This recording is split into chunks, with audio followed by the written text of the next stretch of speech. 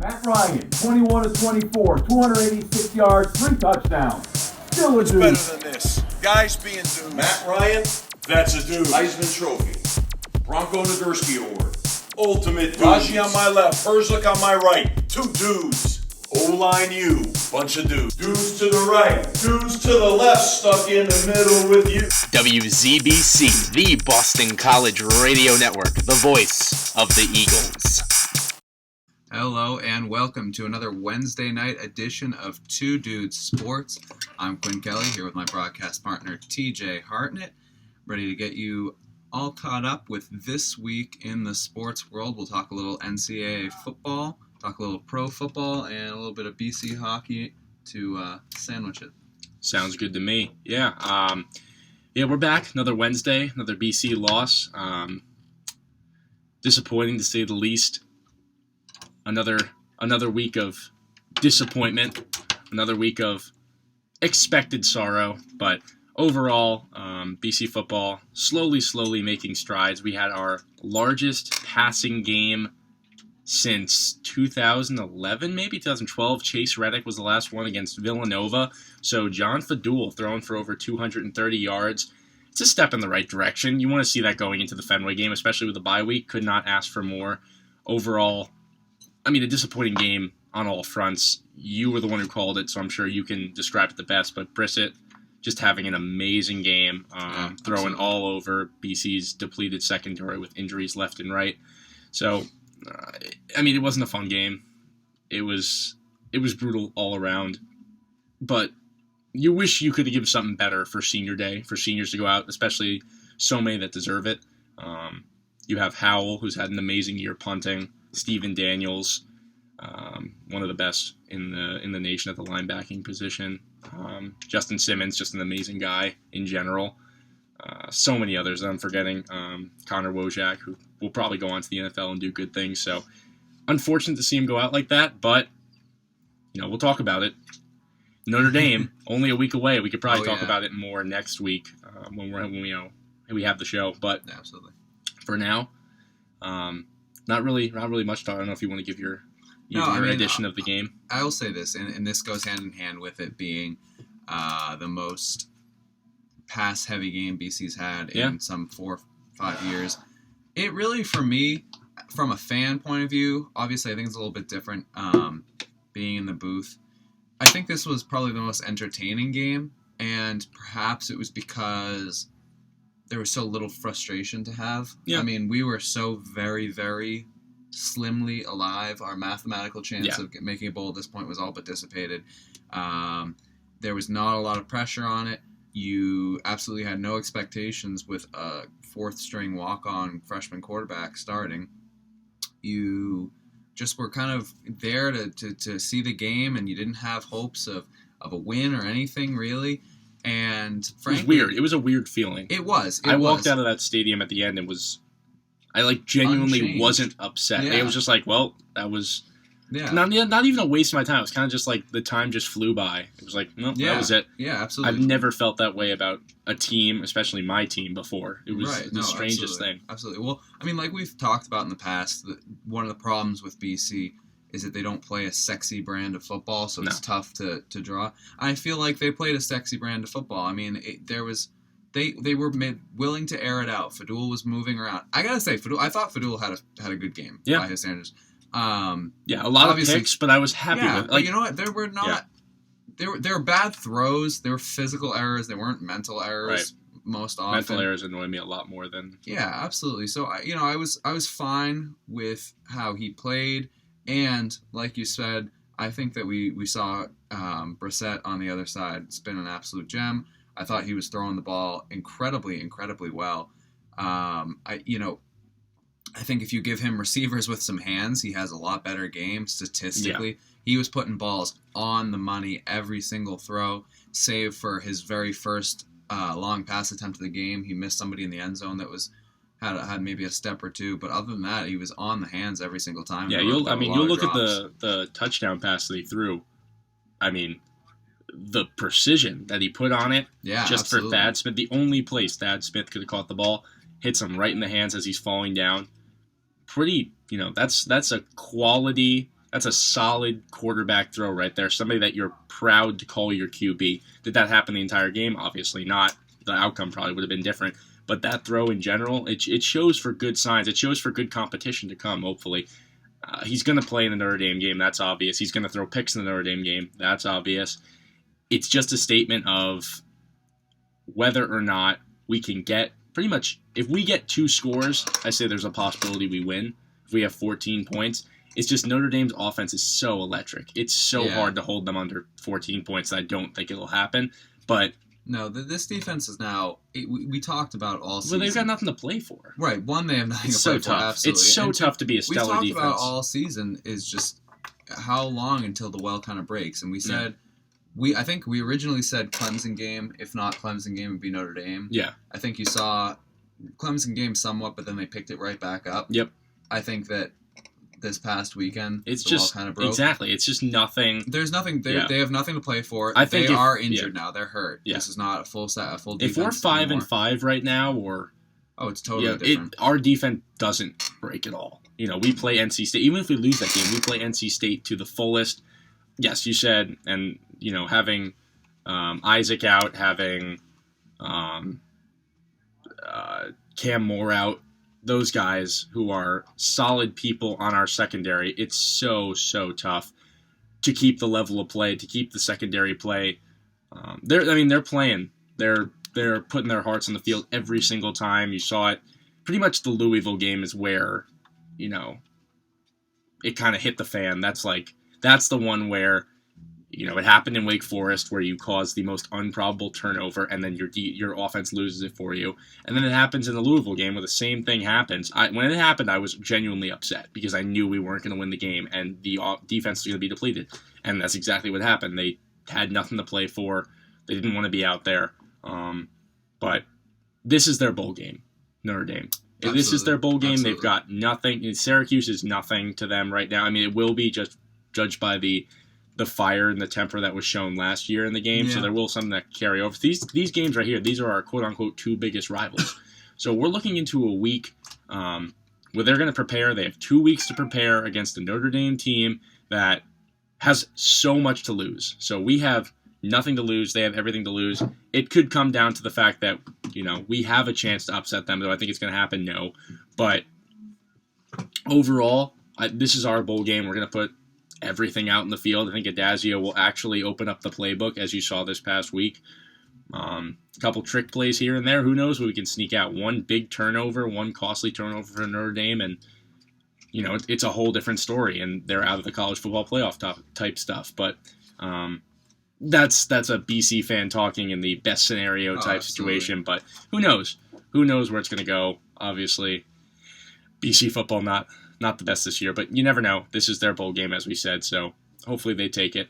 Moving on to college football, I think we can make the shifts because it's very depressing to talk about these last 2 games that BC has to go through. Overall, crazy week of college football. Absolutely. A lot of good games. A lot in the afternoon that we just caught the tail end of after the BC loss. The Clemson-Florida State game was crazy from start to finish. Just so much emotion. You saw it in Dabo after the game. You saw it throughout the game. It was a battle of the Titans, and Clemson clearly deserving their number 1 spot again, beating Notre Dame, who's ranked number 4, beating Florida State, who's ranked right now was ranked number 10 or 15 going into that game. So 16 going into that game. So Clemson coming out with a victory. You saw it. Their defense, their offense, all around on all cylinders really did click. It was a really, really exciting game to watch. I caught the second half. It was awesome. It was a real treat for our ACC conference and our standings in total. Absolutely. Watching the end of that game, like you said, it was an absolute treat. It was good football all around. Both teams, that was the thing. Both teams played well. It was fairly mistake free. Yeah. And Deshaun looked really good. Deshaun played up to the big game, and he's just getting better as the season goes on. If he's not one of the front runners for the Heisman, I don't know who is. I know Fournette's up there. A lot of people, I haven't really heard much about the Heisman this year. No, I think it was for such a long time. It was pretty much it's Fournette's until they lose. Still, yeah. We'll figure it out from there. And honestly, I think if not Fournette, I think Derrick Henry's up there. He had a monster game. And in the next game, we'll talk about the Alabama-LSU game. I think I said it on here last week. I wanted LSU to win. I didn't think LSU was going to win. This kind of throws the whole playoffs into whack. LSU's not getting in now, unfortunately. That's pretty much the nail in the coffin for them because of where this loss comes in the season. It's fairly late. It's going to prevent them from getting into the SEC championship game, most likely, unless Alabama takes a bad loss. I'll pull up the rest of Alabama's schedule to see, but I don't think it looks likely right now. Now, they have Mississippi State next week, which would really be the big chance for them to take a loss, and then they have a cupcake game against Charleston Southern, I believe, and then they have Auburn, who has not been particularly great this year. They have come away with a few big wins. But that does it's going to make it very challenging for LSU to get in. And so, like we said, I think this is a tough game for them because I think this takes a really good team out of action. Yeah. But it does, on the other hand, like we said, it does definitely do a lot to legitimize Alabama. Oh, absolutely. Alabama proved. I mean, this happened last year, too, with Alabama getting in. It was one of those situations where people looking at the SEC and saying which team, if any, were going to get in from the SEC. Obviously, you saw the favoritism as they got in there, but they straight up have proven time and time again that they're a professional, they're a classy organization that is led by a guy who coached in the professional level, has won national championships before, and will do anything in his power to get there again. So when they play in these big games, I mean, they manhandle LSU. That's crazy. They don't lose a lot of big games. No. And LSU hung around in the first half, and then it really felt like from there they just didn't have any chance in that game. From then on, Alabama really took control. There was one point, I believe, in the third quarter where LSU had just scored and they were down, I believe, 7 at that point. And then, or no, they were down 11 at that point, I think. And then Alabama, they pinned them inside the 5 to get the ball back. Yeah. It was pretty late in the game. And there was like a feeling for a moment, LSU would come back in this. And then Alabama marches right down, kicks the field goal. It's just the way they are. It's just the way they are. That's the thing. They're a fantastic team. It's hard to deny. You want to. You want to say they can't this year be that good. They can't year to year be that good. It's crazy. And, the thing is, they just seem to, and they have in the past couple of years, they get that loss out of the way early, and then they just turn it up. It's just a different breed of football. In late season Alabama, pretty much a lock almost every year. The only thing we've seen that's really deterred them over the past, maybe a 10-year stretch is Iron Bowl games. Saw a couple of years, 2 years ago when the kick was blocked, or not the kick was blocked, but the kick was returned off a field goal, and then the Cam Newton year when they were up, 21 or 28-0 at half, and Cam Newton came back and stormed Auburn to victory. But you don't see them lose big games late in the year. It's crazy. No. And, I mean, to beat LSU as bad as they did, especially with Fournette being the main guy, shutting him down to an extreme level, did absolutely nothing. He had the touchdown. It's crazy. It didn't really end up meaning anything, having an effect of the game. But the thing is, and just to touch on this point, we don't really need to get into it because again, it does kind of get back in that heralding SEC football. But watching LSU take on Alabama, it's a different game. It's a professional game of football. It's crazy. You look at just how many kids on that roster are going pro. It's truly incredible to me how it's open field one-on-one tackles. Yeah. There are people who make individual plays. You don't need to gang tackle every time. You don't need this and that, and it's just incredible. These kids are professionals. These kids will be professionals. It's crazy. Yeah, I mean, you're talking about 22 people on the field at one given point in time, and out of those 22, every single one of them has a legit chance of playing in the NFL. But that's true. Realistically, you're looking at least 13 guys that'll probably play in the NFL in some role in some over period. Half those guys. Yeah, that's the insane. thing. Over half those guys are going to insane. see game action. It's crazy. I mean, obviously some of them don't pan out here and there as they get to the next level, but a lot of it's them do. a different breed. And we're talking about, ACC football up here where we have one main guy a year. This year especially, we have maybe 3 guys who have a chance in the NFL, and by that I mean Daniels, Simmons, and Wojak, who actually have legitimate chances. But that's, that's when you're just talking about 3 guys on one side of the ball. We're talking about You're talking about 3/4 of a defense, 3/4 of an offense actually having a shot. It's not the same with their offense. It's crazy. Yeah, defense is the main. It is, though, because you don't really hear about the linemen. But they're all there. Half of their starting 22 will get drafted. It's insane. It happens every year. It's incredible. And when you can have those two match up, and especially in the swing of things like they were, I mean... so much riding on it. And you saw the team that was professional and saw the team that would go in there and handle business. And they did. Yeah, and they did. It's crazy. So those were the two main games. Now, we're sitting at 4 teams. They did the rankings last night. We're sitting at Clemson with the number 1 overall. Number 2 is Alabama. Am I correct? Saying that? Yes. Number 2 is Alabama. Yep. Number 3, Ohio State, so they stay right where they are. And that 4th team that's going to change and take LSU's spot is Notre Dame at the moment.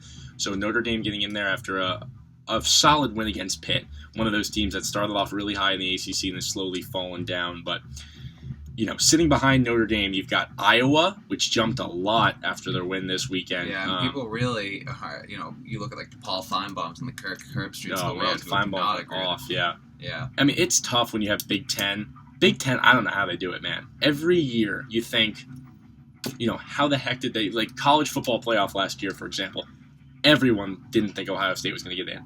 A lot of people thought maybe they'd sneak in, but I was 100% for a Big 12 getting in over them. I didn't think they deserved it. I think they got in strictly because they're Ohio State, they're Urban Meyer, they're that type, and they have a championship. But and it's hindsight. The thing is, it's just hindsight to even look at them and say, oh, well, they won the national championship, so that doesn't translate back to them deserving it. I still will hold that even though they won it, a Big 12 I don't think team they deserve to be in there. Yeah, deserve to be in there, and the Big 12 team could have potentially won it too. I mean, I will always hold that was poorly done. I didn't like that both Baylor and TCU didn't get in. Big 12 didn't really do anything to remedy that this season. No. TCU took a huge loss this weekend, but we have 2 big losses to talk about. Oklahoma State up an extreme amount over, I think, like 8 positions. Spots. Yeah, 6 spots. Up to 8. So now you got Baylor and Oklahoma State, which still have to play each other. So, the thing is,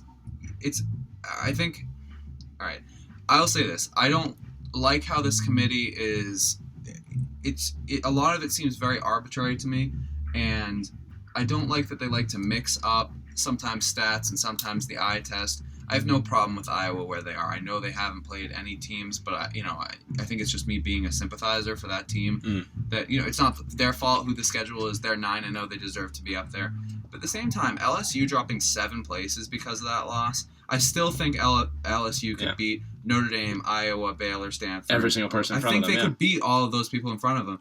And that's the toughest thing. If they don't lose again this season and they're sitting at 11-1 without the SEC championship game and they get stuck at number 5, it kills me because I think this is a great team. I think Leonard Fournette is just a once in a lifetime talent. Yeah. I mean, I was shocked to see him get shut down in the way that he did. That speaks volumes of the Alabama defense. But I think dropping them 7 spots for a loss to the team that was 4 going in and is now 2, I don't know how you justify that. Yeah. But in any case, to talk about those 2 big losses, like we said, TCU took a huge loss. And let's see, did they? They're not ranked. Oh, TCU. no, there they are. Okay, I was going to say. TCU dropped really far. TCU dropped 7 spots to 15 after their loss to Oklahoma State. I'm sorry, who? TCU was Oklahoma State. Yeah. They lost by 20 to Oklahoma State, 49-29, I believe. Yeah, that's why they went so far. They dropped down 7 spots, number 15, and then you have Michigan State, who dropped 6 spots from number 7 to number 13 after their loss. That was just a terrible loss for them to Nebraska. Lost by a point. I'm sure you've seen the play where the receiver's pushed out of bounds, comes back inbounds, makes the game-winning touchdown catch. For Nebraska. Very controversial to knock somebody out of the college football playoff. It's not something you really want to see, and it's not a guarantee they would have been in there anyway. But no, I would say if they do beat Ohio State, I mean, it's hard to believe that doesn't make a difference. They're in there if they win that game and they beat Ohio State and go undefeated. Yeah, absolutely. You're right. Yeah, I mean, the other point I was making on the Big Ten too, college basketball. How about the Final Four? They sneak in with 2 teams. Wisconsin, and Michigan State. They're one of the things where you're looking at the Big Ten is not really, in my opinion, not really a strong conference. This year you can make a little bit of a vie for it with Maryland getting the top slot. Maryland's the Big Ten, right? Mm-hmm. Yeah, okay, good. But yeah, that's what I thought. But they're not really a football powerhouse, so I don't even think about them in the Big Ten. But Maryland having that top spot. You had something last year where Michigan State was, the 7 seed coming in? Yeah. Took down Virginia and went on from there, and they get into the Final Four. It's nuts. It really is. They're an incredible tournament team. But, I mean, 2 Big Ten teams, when you're comparing them to the ACC is the SEC of football. Absolutely. It's the same exact thing. Absolutely. The way that ACC cannot get 2 teams in the Final Four, I mean, we did win it overall, but it's just the same way of wow, ACC kills itself within, and they get put in the tournament, and they can't get 2 teams in. Instead, the Big Ten sneaks in with 1. It's crazy. Yeah. But the other thing I was thinking about, and I know it'll never ever happen, but if you had Clemson, so just say if Notre Dame beats us, Wake Forest, who they have left, and Stanford. Yeah. Stanford's ranked at number 7 right now. Stanford's got a real tough road. If they stay, just say they stay 7 or jump up to 6 or 5 when they play Notre Dame that last game, and Notre Dame goes undefeated. So that's 1 undefeated. Say Clemson. No, Notre Dame's not undefeated. Notre Dame lost. I forgot Clemson. So my apologies. If Clemson's undefeated, say Ohio State stays undefeated, then say Baylor. I'll take Baylor over Oklahoma State at this point. Goes undefeated, and you've got a matchup of Alabama and Notre Dame. Just say Alabama goes down one more time. Who jumps over Notre Dame then? LSU? Do you have to take a... Are you saying... You're taking a... Okay. You're assuming that somebody jumps over Notre Dame, though. I'm saying, would you take a 1-loss SEC team over Notre Dame guarantee? As a 1-loss? A 1-loss? Match them up? Yeah. Even with them playing Stanford being better than these other teams, for example. If they beat Stanford. That's what so you're saying if Notre Dame wins out. Yes, I'm saying Stanford, in my opinion, was never... I always, marked it on my count.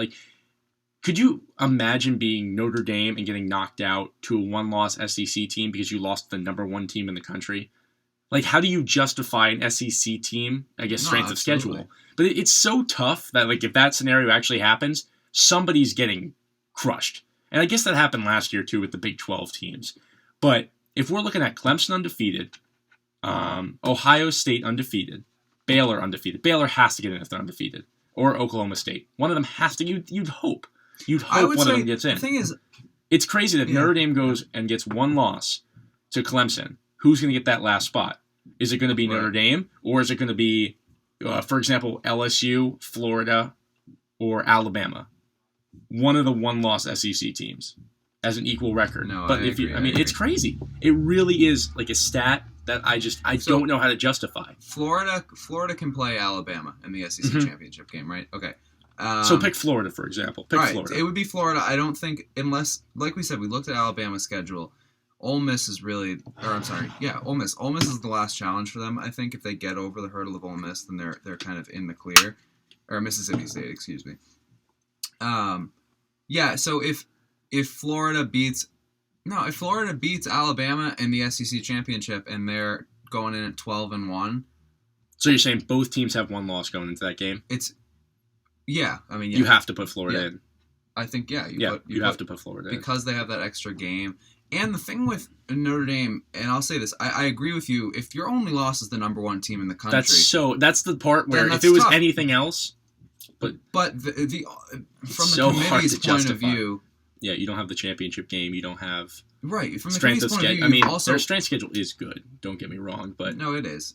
No, but I'm just saying from the committee's point of view, yes, your 1 loss is to the number 1 team in the country. So that's the only slip up you've had, and that's great. But at the same time, on the flip side of that, is that your only loss is to somebody you would have to play again most likely, and you would have to play again right then because you've already seen what them a matchup lose. That would be. That would really be good. A rematch between Notre Dame and Clemson. It would. I'll take Clemson, Ohio State any day of the week too, because I'm guessing if one of the Big 12, I'm guessing Alabama is going to, if I had to say right now, it's going to be Clemson, Alabama, and Ohio State. Keep that same.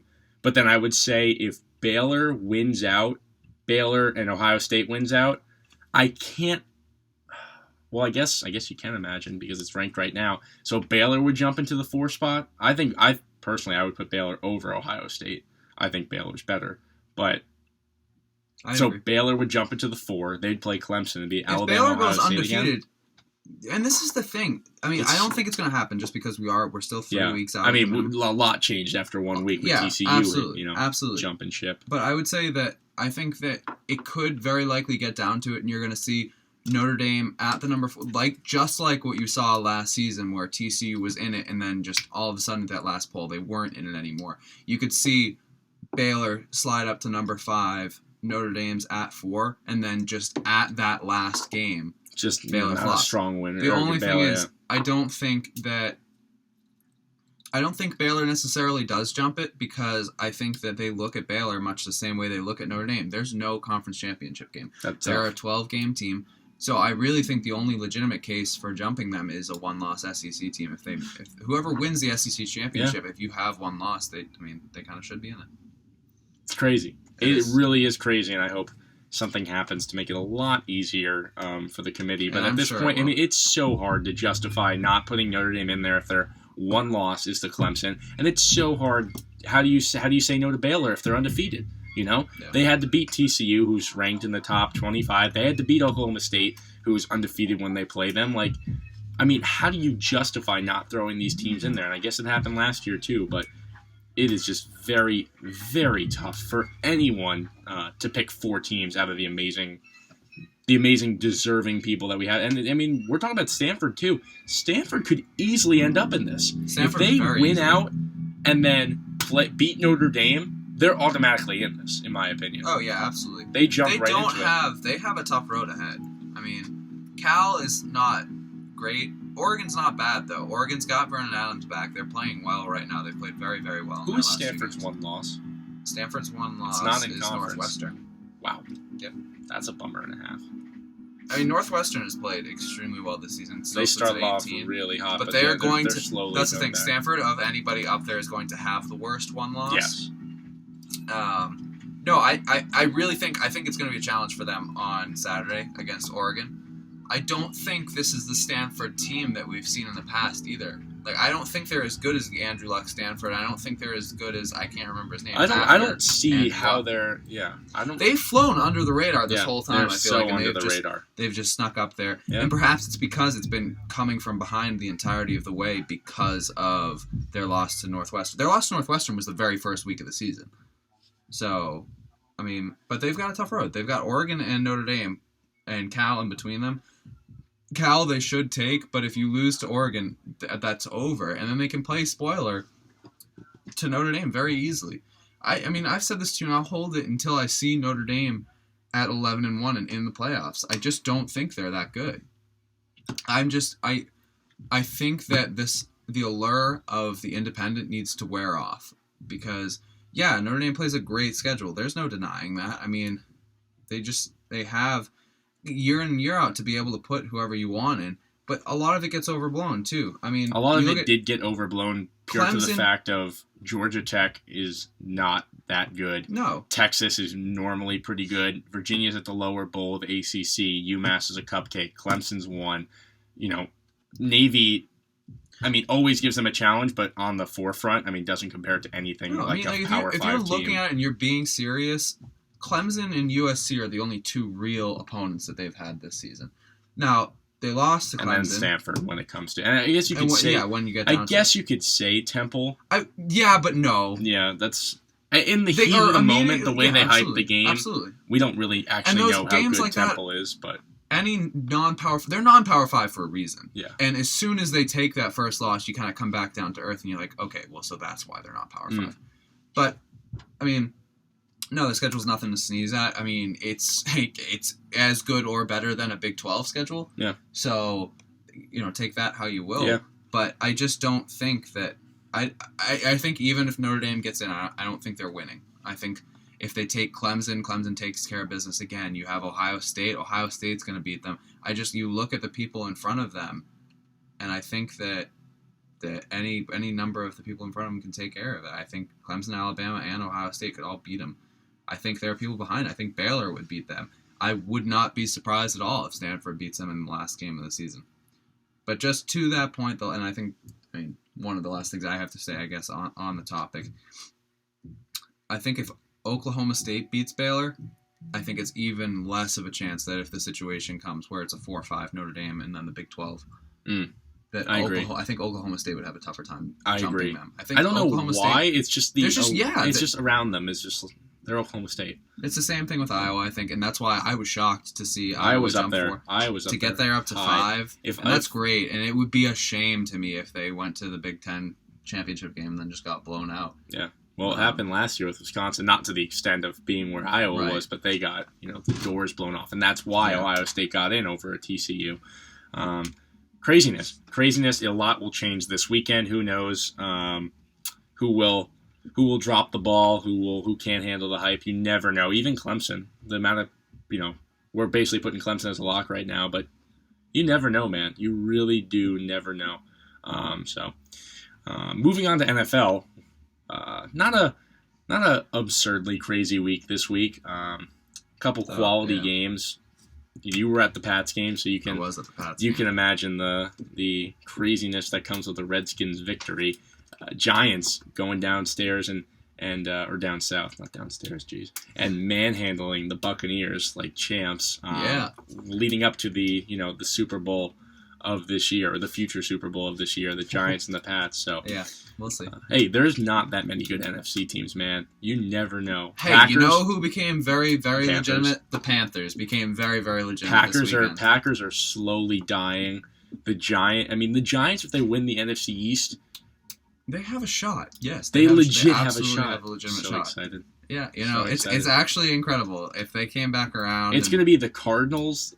The Giants. The Cardinals are very good. Well, not necessarily Giants. It could be the Eagles. But in the playoffs, are we just saying? I'm just saying the Cardinals are going to be in the playoffs. Packers are going to be in the playoffs. The Packers, just because of how bad playoffs. the NFC North is, which is contrary to what it usually is. Yeah. Packers will get in even though they're struggling hard. Falcons and Carolina. You're going to get those two from those division. They're going to get one of the wild cards. One of the wild cards. One NFC East. Yeah. So Giants or Eagles. So we'll say Giants. But the thing is, with the way you guys are, you have to win your division. Oh, yeah. No, that's fine. That's cool. Fine. No, I'm fine with that. The Cowboys aren't going anywhere at this point unless they have a miraculous second half. Yeah. The Redskins aren't. They don't scare us. The Eagles are the only one that legitimately could do something just because they're slowly becoming a team week after week. But, yeah, if we want to break down some of the games of this past week. Absolutely, yeah. Bengals, legit? Question mark? I still maintain that. Oh my! Have you seen Andy Dalton's hair? It's all about the hair. I don't know. I just have to see them against the Pats. Is really what it comes down to. I don't know how legit they are. They're 8. Do they play the Pats? They don't in the regular season. To wait for the AFC Championship game. Potentially, I don't. Well, think so. Now that I want to hear your opinions on the AFC South. What is going to happen now that Andrew Luck's out? Is he done? 2 to 6 weeks. Who's taking that division, man? It's gross. It's disgusting. The Texans could take this division. And the Titans could take that division. Straight up. 2 games back. I hope the Jags take it. Oh, I would be so happy. I would love if the Jags took it. Apparently, this is what people have been telling me. The Jags, wide receiving core is apparently filthy, but, sneaky filthy. Yeah. Allen Robinson and Blake Bortles have been, lighting it up. What? It's crazy. Yeah. It really is. The Jaguars just flying under the radar right now. I love to see it. There's a piece of me. I don't want the Colts to make it because they're the Colts and because of everything that happened this offseason. Hasselbeck, though. But Matty Hasselbeck is a Severian grad and a BC grad. And how can you root against Matty Hasselbeck? Falcons and Colts this weekend. It's one of the first times, maybe the first time ever, 2 BC quarterbacks are meeting up. Fantastic. Wow, how about that? Fantastic. How about that? And now we can't even find a quarterback. Wow. How sad is that, How 2 guys meeting have up. Fallen. Yeah, man, I don't know what's going on with that division. We've talked about this before. It just seems like an exceptionally weak year in the NFL. It's weird. And you want to think that you're just misremembering past years, but I don't think we are. It just seems like an exceptionally weak year. Well, if you want to look at let's look at AFC predictions right now. Okay. So obviously the Patriots are taking the East. So let's just do it by division. Oh, they actually have the playoff standings. Yeah. Wow, I don't even need to speculate. So Patriots take the East. Okay, yeah. Bengals pretty much going to take Central? Yeah, I think so. Yeah. Then Broncos. I guess it wouldn't be Central. They don't have Central. Would it be North? They have AFC Central. Do they really? Oh no, it's the AFC North. I'm thinking of MLB. Yeah. North. So Bengals take the North. Broncos take the West, and then South. It's honestly up in the air. But then we're looking at two spots in the wild card. I think the Jets could lock one up. They're playing solid football right now. They're not though. They're back-to-back losses. Come on. They lost to us and then lost big this past weekend. They did? They? Am I misremembering that? I thought they won this past weekend. Oh, okay, all right. There was the bridge. Jags, yeah. They beat the Jags. They lost to the Raiders, yeah. So they did lose in back-to-back week. You're right. They did lose to you and then the Raiders. But, I mean, AC/DC is the best team in the league right now. So I honestly think with Big Ben going down right now, too, they've been playing without Big Ben. Antonio Brown's a godsend, let me tell you. He is so good. But without Le'Veon, D'Angelo's taking up a lot of the... That's tough. D'Angelo's good, though. Let me tell you, D'Angelo Williams, he's picking up a lot of the slack. I think the Raiders could sneak in. I really do. I wouldn't be shocked. I would love to. I've been on the AC/DC train this entire year. I think Derek Carr is they lost a really tough game to the Steelers this week. A game they deserved the win. So it was really tough to see them lose.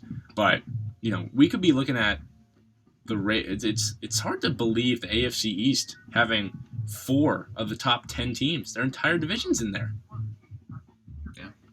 Look at you guys doing big things.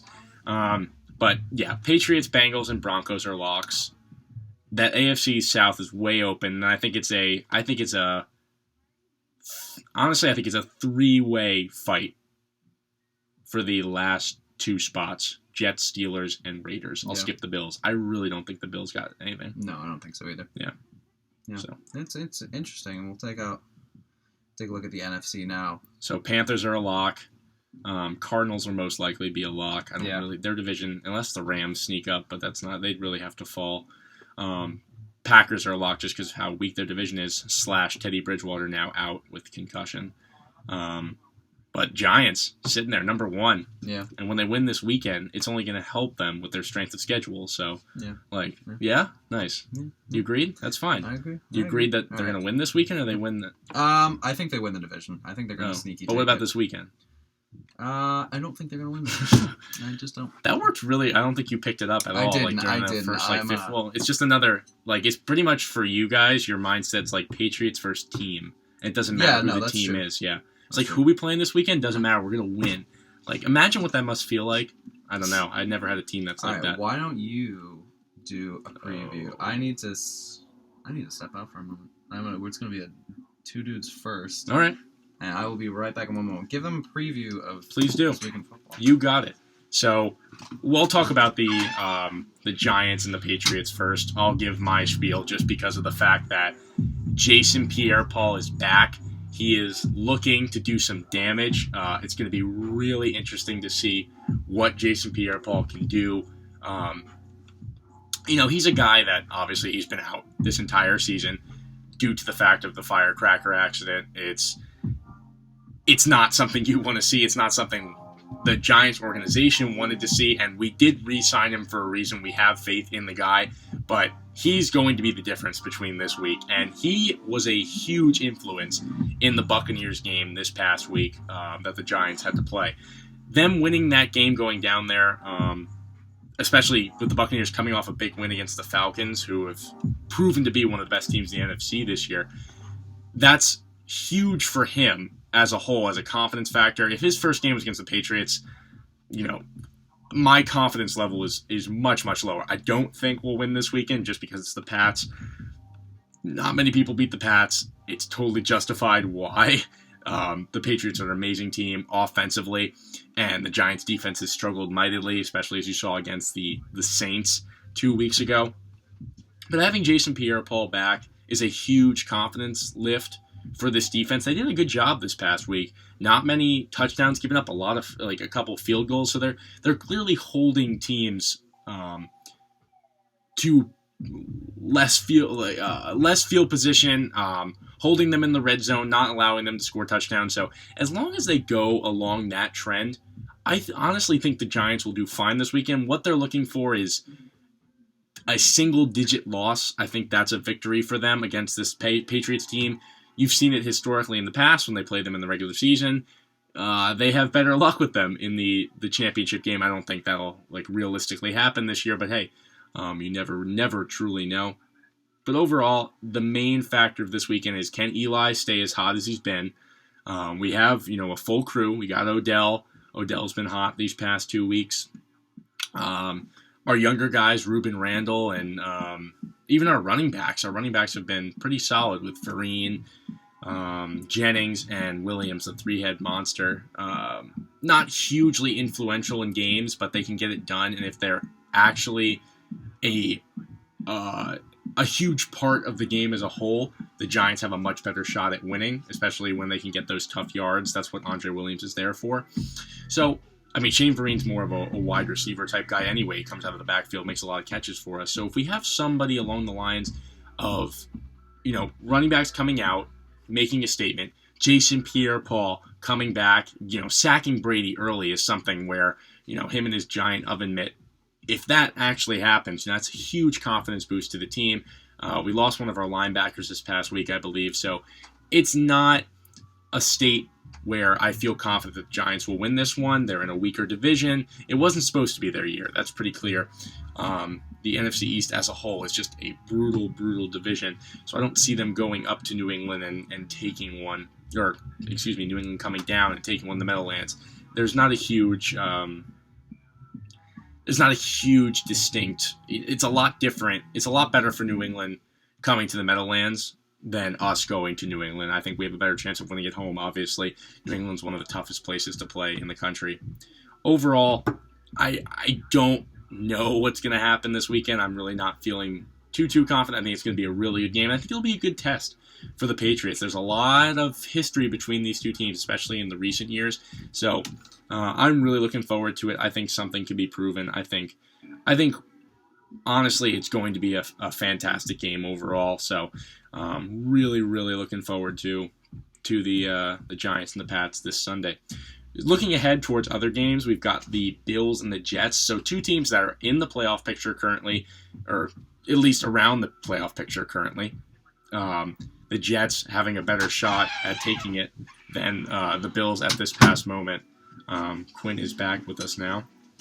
So I basically just wrapped up and said, talked about Jason Pierre-Paul's return and the Giants as a whole and what they need to do to win the game. But honestly, I said, it's probably not going to happen. But you never know. Oh, I have confidence. I have confidence. It's just the fact that our defense does get abused, and this is one of the best offenses in the country. So the two don't really mix that well. I could see it happening just because of the history that we have, and us being at home is a lot better than us playing in New England, so it's very, very possible. But I was just going to do the rundown now. Yeah, absolutely. We've got about 10 minutes left, so why not? We'll start with the Bills at the Jets. So 2 games at the Meadowlands this weekend, back-to-back Thursday, Sunday matchups. Oh, boy. Both AFC, pretty much AFC East is living in the Meadowlands this weekend. We didn't see a really good Thursday night game last week. Pretty boring / just destroying effort from the Bengals. They really didn't play much in the Browns, but you've got two teams that are looking for a playoff spot right here, and whoever wins this game is going to look towards getting that second wild card spot. If I had to say right now, I have faith in the Jets. I'm a believer in the Jets right now. I think Fitzpatrick is a veteran guy. I'm just not a big fan of Buffalo as a whole. Losing their running back. Their defense has fallen off a little bit. The Jets have a lot more to play for this year, in my opinion, than the Bills have going for them. So I think the Jets will pull this one out. Absolutely, I agree with you. I think the Jets are going to pull it out. Here's one thing, and it goes back. We've said this for years. Rex Ryan's been on the scene for a while. Rex just doesn't he's all talk. He's all talk. Well, you saw what he did this past week. Yeah, with the captain, whatever it is. Yeah, maybe they just out of the blue, unburying a dead issue. There's just no need. There was no need. I think it inspires the Jets more than anything. That was the whole almost point. say it's a non-fact. Yeah, it's supposed to just. It's just like, dude. I feel like if you're the Jets, you're just laughing at that. Like, wow, that was really like we don't. Geno Smith isn't really part of our team right now. So. Right, exactly. Yeah. I agree with you. I think the Jets take it, and I think that becomes a big win for them. I'd be surprised if Buffalo took it. I really just, I don't know. I don't think they're going to. I remember having the conversation last year about how poor NFL's primetime scheduling was. I don't know how their Thursday night and Monday night games were consistently the worst games of the week. They're pretty bad. And I feel like they've had their tough spots this week. They've had some bad. I feel like the Sunday night game has pretty consistently been bad this year. But Thursday night hasn't been terrible. Monday night hasn't been terrible. And obviously some of it's luck of the draw, and some of it's your best teams are not going to really want to play in those time slots. So you're not going to get a Patriots Broncos game on a Thursday night. No, exactly. But this one, I think you're right. I don't think it's necessarily two great teams, but given the circumstances we're at, I think it's a good game. Yeah. I think it's a good game. I agree with you, so I'll take the Jets. I will take the Jets as well. All right, Detroit and Green Bay, the 1 o'clock game. Detroit's just struggling, man. Let me tell you, it's tough to play in Lambeau, and Green Bay is mad. They haven't figured. I mean, not haven't figured out. They played two of the best teams in the NFL the last 2 weeks, getting stopped horrendously by Denver.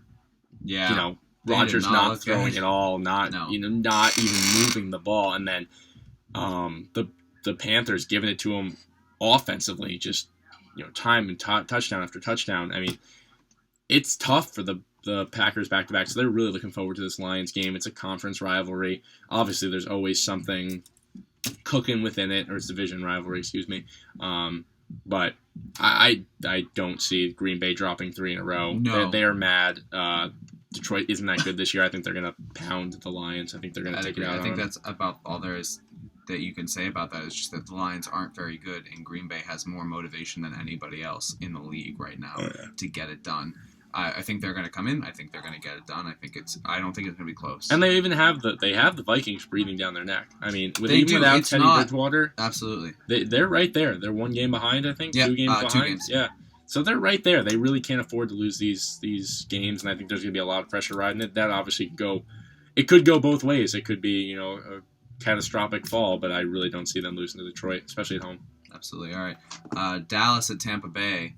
And the most exciting game of the week. Yeah, this is brutal. There's not much to say about this game. These are two teams that week after week you don't know which team's going to come out. Dallas has played games against good teams or solid teams where they've brought them down to the final seconds, final minutes, and just blown it. Week after week, it's crazy. You saw the Matt Castle thing 2 weeks ago with like the worst 2-minute drill or whatever it was. You saw this week losing to the Eagles in prime time. I actually didn't even watch the game. I really didn't even care. It doesn't matter when the Giants win the NFC East. True. Yeah, exactly. So, in my personal opinion, after watching the way Tampa Bay played us this weekend, they're a young team. They're going to make mistakes. If they come out like a energetic team that they have been, I think they'll beat the Cowboys. Cowboys are on a really, really, really bad downward slope, and I think the Bucs really jump on them. I think they will. I like the pick. I'll go with Bucs too. This is not typical. This is kind of uncharted waters for us, so I feel as though we don't necessarily need to get into it too much. Yeah. But the Greg Hardy thing, I don't know if you saw it this week, changing his Twitter bio, basically proclaiming his innocence. Yeah. It's just amazing. He's just a truly tone-deaf individual. It's not something, like, any rational fan doesn't like the Cowboys for not even sticking behind them, but just the fact that he's still there and he's still in the Cowboys uniform. Right. It right, makes and that's you... what I think. So, above anything else for me, it's just they have a lot surrounding that organization right now. The Cowboys have always been about controversy, though. That's true. I mean, you can look back to even T.O. days, but even recently, drafting Dez Bryant. Dez Bryant has a lot of Dez Bryant had a lot of history behind him, and you see the history that he brings to the team. He panned out, I think. Yeah, I mean, he's slowly been. No, it took I'm still not his biggest fan, but I mean, really? he's fun to watch in the field. And just as a whole, I'm still not his biggest fan. That's fair. I mean, you could even compare him to Odell on the field. He's kind of a jerk on the field. I love Odell, but if Odell wasn't on my team, I would hate Odell. The thing that gets me about about Dez is that he's a competitor in the truest sense of the scary. word. He's scary. He really does not like to lose. No. He lives and dies by that team, and there's not a lot of guys that are like that. I do like that. I like watching him on the field. Absolutely. I don't like watching him on the sideline trying to get into the action, or like how much teams hype him up from the sideline. Again, very comparable to Odell. Absolutely. But Odell has nothing wrong with him off the field, or at least nothing that I know off the field. So knock on wood with that. Yeah. Well, in any case, so yeah, I think that Dallas just has a lot going on with the organization. I think that this is a perfect week for Tampa to sneak one away from them, and perhaps Tampa's really favored too. I mean, it's actually pretty crazy that we're looking at that game as one of the most expensive ones. I was looking at your tickets available. Yeah. That's crazy. I mean, the only games that are more expensive for some weird reason is the Minnesota at Oakland game. The New England at Giants, that's justified. The Kansas City at Denver, that's justified, just because if you bought those tickets before the year, you'd think that's a premier matchup. Yeah. And then Arizona-Seattle, totally justified. And the Detroit at Green Bay. Again, totally justified. Huge games. But and at Philly. It's crazy. Yeah. It really is. But yes, Bucs are taking that one, in my opinion. Going down to the next one, Carolina at Tennessee. Panthers stay undefeated. Yeah, Panthers stay undefeated. It's tough. Tennessee has not looked great. Obviously, Mariota has been having trouble staying healthy. That's tough, I feel. I mean, it's obviously early to say this, but I feel like that's going to be kind of the tenor of his career, unfortunately. Yeah, that's a bummer. He's just that kind of quarterback. That's what it seems to me. I think he's an incredible talent, obviously. You've seen it. He's had weeks here in the NFL where he's been the best quarterback. Absolutely, and you saw this past week he was one of the highest scorers. It was this past week. Yeah. I mean, he looks really good. Yeah, but not this week. They don't have a lot around him still. And Tennessee's not a tough place to play either, so Carolina's taking it. Absolutely, I agree. Chicago at St. Louis. Rams or Bears? Bears got a big win this weekend. Bears did get a big win this weekend. Does it matter? I don't think it matters. I think Todd Gurley is looking fantastic. He was a fantasy steal. I'm so happy with that.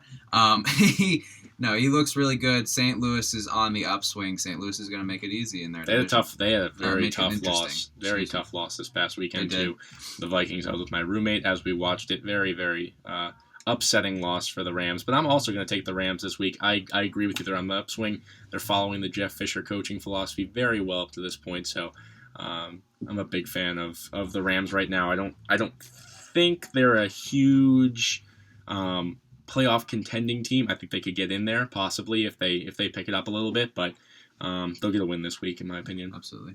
All right, New Orleans at Washington.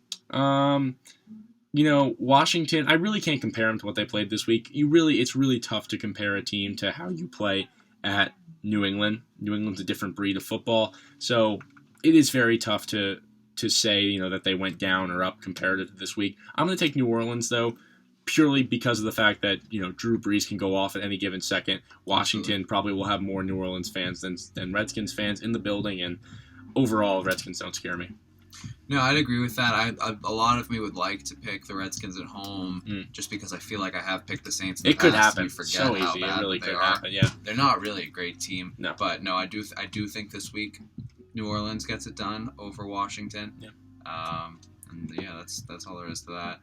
Miami at Philadelphia. I've gone back and forth on this one. This is one of those coin flip games. You don't know which team we're going to see of the Eagles. We don't know which team we're going to see from the Dolphins. I like where the Dolphins are going. I do think that's one of the teams that are on the upswing. But the Eagles had a big win this past weekend. They're at home now. They're playing, like I said, when you have that Philly crowd behind you, hopefully, they're vying for that NFC East right now. So I'm going to take the Eagles. I don't think Miami's going to go in there. I really could see it happening, though. I'm going to take the Eagles as well. I'm a firm believer in the Eagles team. I'm a firm believer in Chip Kelly. It's just the way it is. I've been looking for them to get a big win. I don't think this would be a big win. I think this is just a win that they need to get. They just can't keep losing. They can't keep going back and forth week to week. And, you get a crappy team, you get a good team, you get a crappy team, you get a good team. They need to just, at some point, stick with it. I think this is the week they're going to pick up back-to-back this week, and then we'll see. I could see Miami winning so easily, though. Absolutely. Yeah. Cleveland at Pittsburgh. I don't think this is a question. No, Pittsburgh. Listen, it just hasn't worked this year for Cleveland. I love Manziel, but Pittsburgh. All right, Jacksonville at Baltimore. Jags. Here comes the Jag train jumping for the AFC South title. So, Jags. I like it. Simply. I like it. I'll go with the Jags. And Baltimore's abysmal this year. They're just so bad, and it's fantastic. All right, Minnesota at Oakland. AC/DC. Now this is a sneaky good game. Two very young teams. This would have been really good if Teddy Bridgewater was 100% healthy. It's really tough to see. Derek Carr versus Teddy Bridgewater could be the future of the NFL. That's a strong statement, but I'm saying like, those are two really good quarterbacks, or really good potential quarterbacks. So I'm going to take AC/DC though at home. I like Oakland. I like the way they played this weekend. Yeah, I'll go with Oakland as well. Being without Teddy Bridgewater is a big hit for the Vikings, and Oakland. I mean, I don't know how much their home field advantage plays into anything, but I do think that they're going to take it at home this week. All right, we got a few left. The matchup of the century: New England, New York. Quinn, realistically, who we got? I mean, we got the Pats. Yeah. It'll take a little knock right there. I just don't think this is the week we're going to lose. I think that a loss is coming. I think it's looming on the horizon. I'm a little afraid, but I don't think it's going to be the Giants this week. We have agreed on every single one, and this is somewhere where I have to take a stand. Giants. Giants are going to... This is going to be huge. And the thing is, Giants will win this week and then lose the next week to whoever on God's earth they're playing. It makes no sense. But you know what? There's a lot riding on this game. Eli's been playing very well the past 2 weeks. I could see something happen. JPP had a stellar game against the Bucs this past weekend. Who really knows? I'm taking the Giants. Do I firmly believe in that? Not really. I'm a big Giants fan. If I wasn't a Giants fan, I'd be picking the Pats. But, I think it's going to be a fun game this weekend. I'll take the Giants at home. Game. I think I'll take the Giants at home. All right, Kansas City at Denver. Denver. Denver's too good, especially playing at home. All right, and this has the potential to be a really good game. Last year would have been a fantastic game if Carson Palmer was healthy. Arizona at Seattle.